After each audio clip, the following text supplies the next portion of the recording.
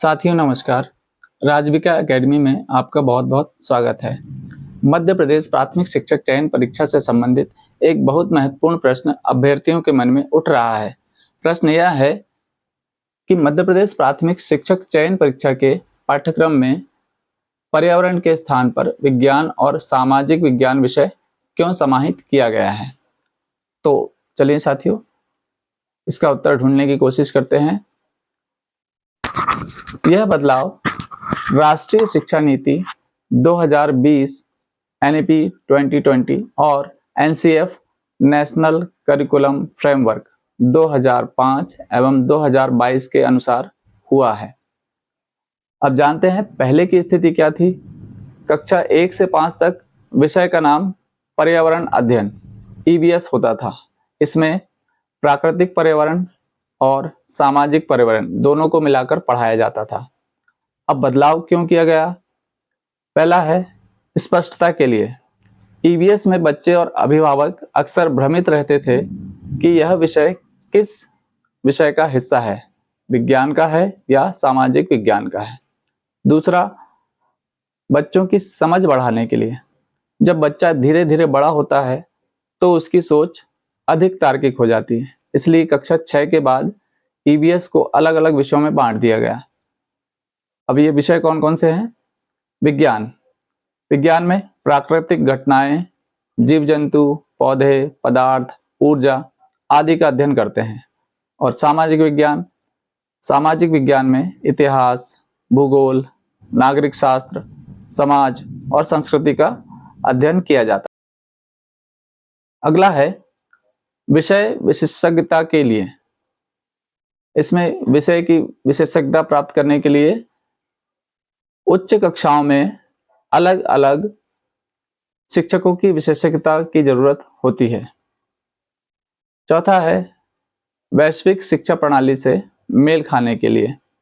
लगभग सभी देशों में प्राथमिक स्तर तक पर्यावरण अध्ययन पर आधारित विषय होता है, लेकिन उच्च प्राथमिक कक्षा 6 से आगे की कक्षाओं में उसे अलग अलग विज्ञान और सामाजिक विज्ञान के रूप में पढ़ाया जाता है। जैसे कक्षा 1 से 5 के लिए पर्यावरण अध्ययन या हम जिसे EVS कहते हैं, और कक्षा 6 से आगे विज्ञान और सामाजिक विज्ञान अलग अलग विषय पढ़ाए जाते हैं। यानी EVS को ही आगे चलकर 2 विषयों में विभाजित कर दिया जाता है ताकि विषयों की गहराई बढ़ाई जा सके।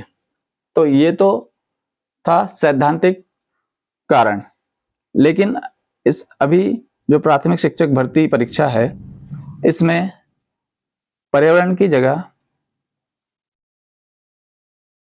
विज्ञान और सामाजिक विज्ञान इसलिए भी जोड़ा गया है क्योंकि भविष्य में होने वाली शिक्षक भर्ती परीक्षा में पर्यावरण के स्थान पर विज्ञान और सामाजिक विज्ञान शामिल कर दिया गया है।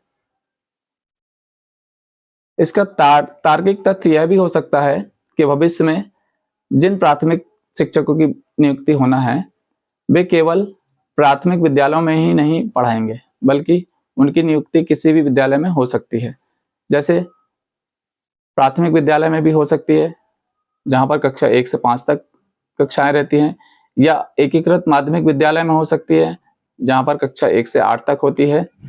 एकीकृत हाई स्कूल में हो सकती है, जहां पर 1 से 10 तक की कक्षाएं होती हैं, या फिर एकीकृत उच्चतर माध्यमिक विद्यालय में हो सकती है, जहां पर कक्षा 1 से 12 तक की कक्षाएं संचालित होती है। या फिर सिर्फ हाई स्कूल में हो सकती है, जहां पर 6 से 10 या 9 से 10 वाली शालाएं भी हैं, वहां पर भी प्राथमिक शिक्षकों की नियुक्ति हो सकती है। और यदि कक्षा 1 से 5 वाले प्राथमिक विद्यालय में ही नियुक्ति हो गई, तो वे स्कूल भी भविष्य में CM राइस और सांदीपनी विद्यालय इस प्रकार के बड़े विद्यालयों में विलीन हो जाएंगे। अतः भविष्य में चयनित होने वाले प्राथमिक शिक्षकों को उक्त सभी विद्यालयों में उन बच्चों को भी पढ़ाना होगा और प्राचार्य उन्हें विज्ञान और सामाजिक विज्ञान पढ़ाने हेतु विषय देंगे। अतः शिक्षकों को प्राथमिक शाला में बच्चों के साथ साथ बड़ी कक्षाओं में बच्चों को पढ़ाने की योग्यता भी होनी चाहिए। इसलिए सरकार द्वारा परीक्षा पाठ्यक्रम में पर्यावरण के स्थान पर विज्ञान और सामाजिक विज्ञान विषय को शामिल किया गया है। तो साथियों, इसका सीधा मतलब यह है कि आपकी नियुक्ति या तो प्राथमिक विद्यालय में होगी। तो यदि प्राथमिक विद्यालय में आपकी नियुक्ति हुई जहां पर कक्षा 1 से 5 तक पढ़ाई जाती है, तो वहां पर आप पर्यावरण विषय पढ़ाएंगे। लेकिन यदि आपकी नियुक्ति कक्षा 6 और 6 से बड़ी कक्षाओं वाली शालाओं में होती है, तो आपको पर्यावरण के स्थान पर विज्ञान या सामाजिक विज्ञान, जो भी आपको प्राचार्य आवंटित करेंगे, उनमें से कोई भी विषय पढ़ाना होगा। इसीलिए सरकार ने इन दोनों विषयों की योग्यता धारी करने वाले शिक्षकों को यहाँ पर विषय में शामिल किया है। तो साथियों, हम इसी प्रकार के वीडियो लाते रहेंगे। धन्यवाद। हमारे चैनल को सब्सक्राइब करें, लाइक करें, शेयर करें। Thank you.